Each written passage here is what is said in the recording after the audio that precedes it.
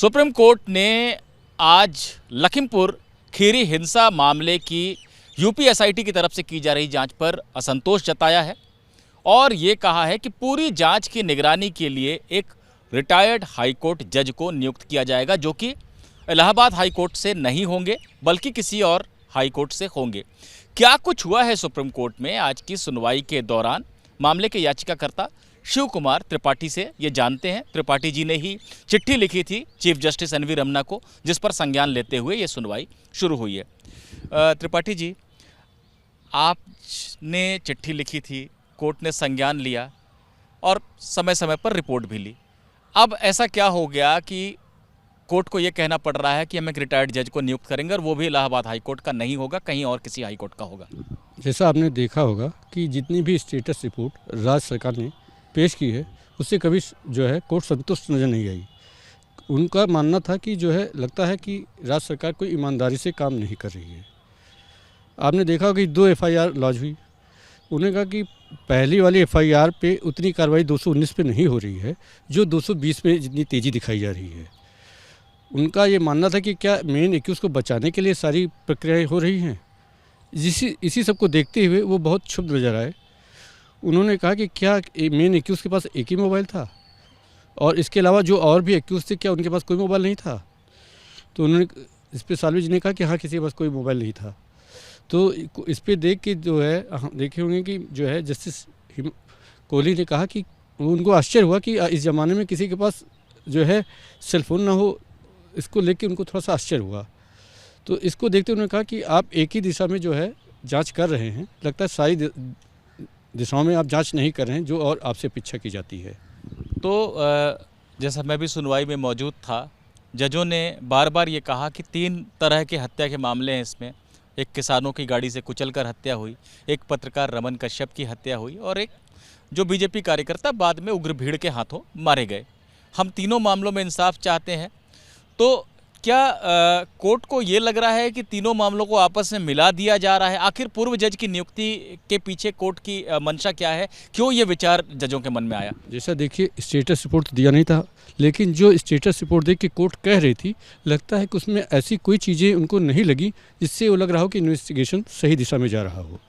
और उनका ये मानना था कि कोर्ट को जब स्टेटस रिपोर्ट से संतुष्टि नहीं है तो लगता है कि ज़मीनी हकीकत भी कुछ सही नहीं हो, जिसको देखते उन्होंने कहा कि हम जो है एक इंडिपेंडेंट जुडिशियल जो है कमेटी बनाएंगे और जिस पर उन्होंने 2 नाम का सुझाव भी दिया।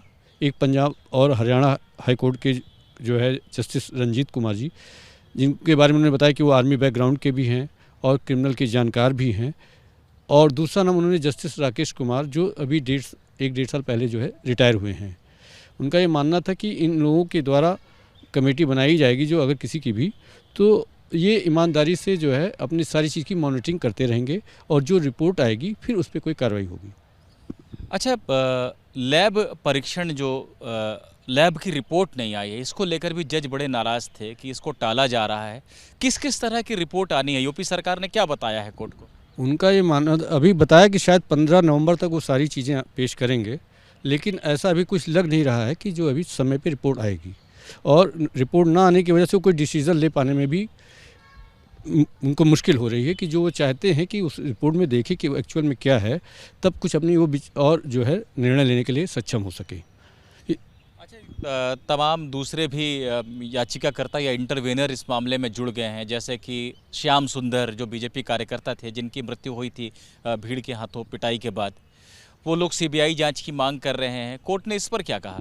ये कोर्ट ने कहा, देखिए ज़्यादातर सब सीबीआई की जांच की मांग कर रहे थे, कह रहे थे कि ये लोकल पुलिस है, इनसे न्याय मिलने की उम्मीद नहीं है। लेकिन सुप्रीम कोर्ट को जो है सीबीआई पे भी विश्वास नहीं है, इसलिए बार बार उस सीबीआई के बारे में जब बात आती है तो उस पर वो जो है उनका मन नहीं बनता है। उनका ये कहना था कि अभी हम हैं खुद सक्षम, हम उसको देखेंगे और परीक्षण करेंगे और सबको निष्पक्ष जो है न्याय मिले, इसकी पूरी कोशिश कोर्ट की है। चलिए, मेरा आखिरी सवाल, जैसा कि आपने भी बताया कि कोर्ट की तरफ से justice Ranjit Singh Punjab Haryana high court के रिटायर्ड जज, और जस्टिस राकेश कुमार, वो भी उसी हाई कोर्ट से रिटायर हुए हैं। दोनों के नाम सुझाए गए। शुक्रवार को सुनवाई होगी। यूपी सरकार से कहा है कि वो अपने वकील को, हरीश साल्वे को, निर्देश दें कि क्या उनको कहना है। तो क्या यूपी सरकार भी सुझाव दे सकती है नामों को लेकर, या इन्हीं नामों पर उसको सहमति जतानी है? शुक्रवार को क्या होगा अगली सुनवाई में? देखिए, सुप्रीम कोर्ट तो आज बहुत सख्त थी। उन्होंने कहा कि ऐसा ना हो कि चूंकि बहुत इस घटनाओं में बहुत ज़्यादा वो आ रहा है, विरोधाभास आ रहा है, इसको देखते हुए उन्होंने कहा कि क्यों ना कल शाम को ही हम इस मामले में बैठ के कोई निर्णय आर्डर पास करें। जिसको देखते हुए हरीश साल्वे जी ने इसका थोड़ा सा वो कहा कि अभी हम थोड़ा बहुत जल्दी होगा, इसलिए उन्होंने फ्राइडे का समय रखा। और उस दिन मुझे लगता है कि अगर राज्य सरकार नाम को संस्तुति नहीं देगी तो कोर्ट अपने आदेश से कोई ना कोई कमेटी का गठन कर देगी। राज्य सरकार के लिए भी ये मौका है कि वो भी अपने तरफ से कोई नाम सुझाए, या नहीं, उसको ऐसा कोई मौका नहीं दिया गया है? ऐसा तो कोई बात नहीं कहेगी। उन्होंने अपने दो नाम दिए थे, उसी के बारे में उनसे राय जाननी चाहिए है कि क्या उनकी राय है इस बारे में। उनका राय फेवर में या अगेंस्ट जो भी हो अपना बताएं।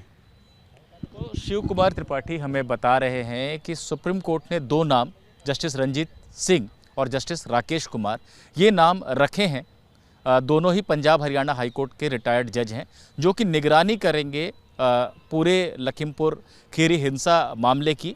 और उसमें जो 3 अलग अलग FIR दर्ज हुई थी, जिनमें से 2 को मिला दिया गया है, पत्रकार रमन कश्यप और जो किसानों की हत्या का मामला है, अब उनकी जांच एक साथ हो रही है। और बीजेपी कार्यकर्ताओं की जो हत्या हुई थी उसकी जांच अलग से हो रही है। तो इन सभी मामलों की निगरानी करेंगे, इनमें बढ़िया तरीके से जांच हो, ये आपस में मिला ना दिए जाएं एक दूसरे के साथ। इन सारी बातों को देखेंगे और इनमें चार्जशीट समय पर सही तरीके से जमा हो सके, ये सारी बातें हाईकोर्ट के रिटायर्ड जज देखेंगे।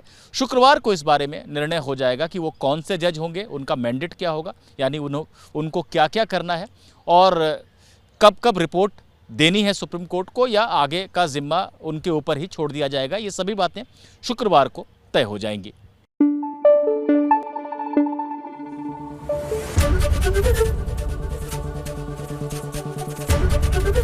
ABP न्यूज आपको रखे आगे।